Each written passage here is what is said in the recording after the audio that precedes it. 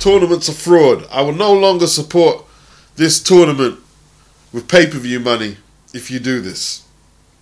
Well, so far, we've seen great displays by Eubank, Groves, Usyk, Gassiev, and even Dorticus in the first round. We have a 4-belt final with Gassiev and Usyk.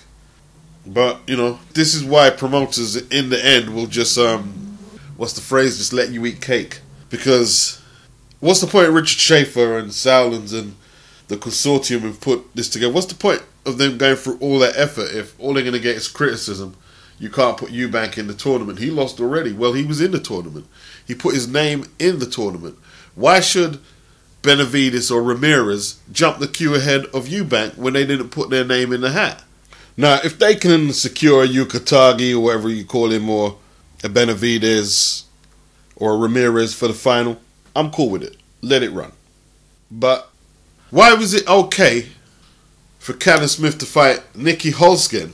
Why was it okay for him to fight him when Holzken replaced Jürgen Bremer, when he's less experienced than Eubank? Why is it okay for him to fight Callum Smith, but Eubank can't fight in the final? Why didn't you complain and say, well, the tournament is a farce if you're going to put this guy in? I mean, this guy doesn't have the same experience as a pro boxer that Jürgen Bremer had, did he? But no one complained. He was a replacement like Eubank is a replacement. Like this thing that people have with people losing fights. Glenn Johnson came into the Super 6, the Super Middleweight Super 6, off a loss against Tavares Cloud. And I think he held himself up well, the way he knocked out Alan Green and the fight he gave Carl Froch. What, he wasn't value for money? What, just because he lost? This is new school thinking. All because, oh, he lost. It depends how you lost and the nature of the loss. Was it a spirited battle? Believe it or not, there's a few people who actually think Eubank beat Groves. I think it was close. Virgil Hunter thought it was closer than what ITV were telling everybody. It's like people just have short memories. One loss, one loss, and it's just over these days. Forgetting that Eubank was one of the guys who brought interest into the tournament when he travelled over to Germany and beat the undefeated kid, of whom a few you said was going to beat Eubank. Eubank helped light up this World Boxing Super Series. And yes, he got beaten by Groves, and it's not ideal. But it wasn't ideal that we didn't have Jürgen Bremer testing Callum Smith rather than his kickboxer, was it? But you have to allow a little leeway in tournaments. Especially non-team sports, combat sports, where if one party is injured, that's it. He won't be able to perform. A replacement will have to be used or delay the tournament. You got your shot, now give me mine. Bone Crusher Smith was a late replacement for Tony Tubbs in the elimination tournament that Tyson won in the 80s. He knocked out Tim Witherspoon, and then he stunk the place out when he lost to Mike Tyson on points. WBC belt against WBA belt. Tyson had WBC, Smith had the WBA. Alan Green and Glenn Johnson were brought in to the super middleweight tournament. I'm not sure if Kessler recovered from the injuries he suffered against Andre Ward, and Andre Durrell needed replacing as well after his controversial fight ending with Arthur Abraham. Now, Alan Green, he flopped. He flopped really bad in the tournament. He did. Lost to Andre Ward and lost to Glenn Johnson, I believe. But Glenn Johnson put in an excellent performance against Carl Froch, in my opinion. And he was coming off a losing fight before he entered the tournament against Tavares Cloud. Depending how tournaments are formatted, losing teams get another chance. Just like a league table in football, NBA. Eubank is still a world-ranked fighter. In tournament situations, losing fighters may be recycled. Why is this so bad? What is it? What is it? Just Eubank you just hate or something? What's going on here? And like I said, if they can get a Ramirez or a Benavidez to replace him, and that's what they're doing, I'll go with that too. Yeah? I'm not stuck on one thing. I just want to see the tournament complete itself. And obviously one of the conditions was losing fighters will be recycled as replacements if need be. Now, Groves was injured in February, and Callum Smith said he'll give him till August or September. Let's see. March, April, May, June, July.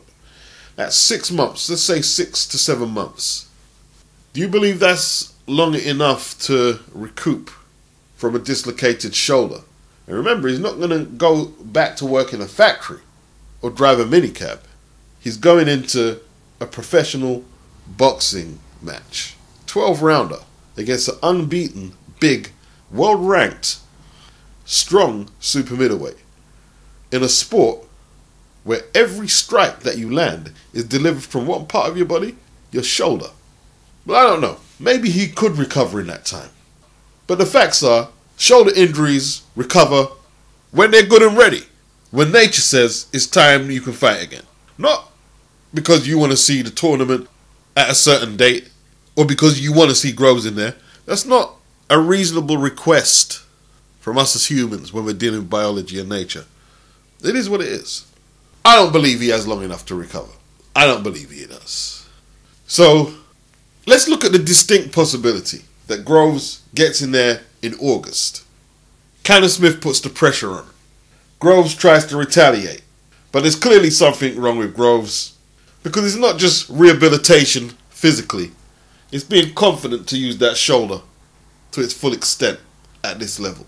A dislocated shoulder? I don't know about other injuries, but ideally you need a couple of warm-ups to really see if that shit is popping. If this was football and somebody's coming back from a broken leg, well, you put them in a couple of reserve games first, innit? That's what you do. You don't throw them straight back in. But the thing is, a lot of people, they won't come off their high horse and say, well, yes, I did want Groves to perform. And when it goes wrong, you're still probably going to shift the blame to the Super Series. Oh, you fucked up. Well, they did what you asked them to do. There are reasons and practical reasons why the Wbss are trying to work to a schedule. It's because when they go to the next weight classes, 140 and bantamweight, it takes a lot of promotion and putting together. Stalling out these tournaments because you can't have Groves in there. Well, injuries are occupational hazard that come with the sport. They need to keep cohesion with their TV dates and how they work all that out with the networks. They need to try and do these things. They can't work as random as maybe you think. Well, they can, but it's not going to help them make the tournament perform to its optimum. So, okay, let's wait until next year to complete the cruiserweight and super middleweight tournament. Zolane Tete and Ryan Burnett say to themselves, you know something? I'm not waiting around for this. Something else might delay it again. I need to earn. I need to eat. I'm trying to keep a measured tone on this one, but you deserve nothing. You deserve nothing if this is your attitude to it. They don't want to keep delaying and delaying it and delaying it. They want to get the bantamweights on this day and that day to fight and meet whatever promotional engagements. The businessmen to do this and that day. It has to be relatively systematic. They can't just randomly just keep throwing it everywhere. You know, they need a little support on this. A little, well, thanks for putting on the tournament with so many champions in this one. And let's just hope this one goes through smoother. And if not, maybe the next one will. And maybe the next one will. We know the cruiserweight one seems to be running relatively smoothly apart from Usyk getting injured and maybe the change of location. He's from the Ukraine and he doesn't look too keen to fight in Russia. Probably partly due to some of the civil unrest between the two countries. But this is better than what the sanctioning bodies are providing us. Way better. Way, way, way better. Cannon Smith said he'd rather wait for Groves than fight Eubank Jr. Well, it's not really your decision. You're just a fighter in the tournament. It's not really your decision. And if I was being really cynical, that's not him talking. That's Joe Gallagher saying, yeah, let's try and get him in there as early as possible. Because he'll be so desperate to fight in the final, he'll fight injured. And you'll have a massive advantage fighting somebody recouping from a dislocated shoulder. How come they weren't saying that when they fought Nicky Holskin? Oh, well, I'd rather fight Bramer. I didn't hear them say that. Didn't hear them say that. They were probably thinking their lottery numbers came up when that happened. Allegedly, there was talk that they didn't even want to go over to Germany to fight Bramer. Okay? But look.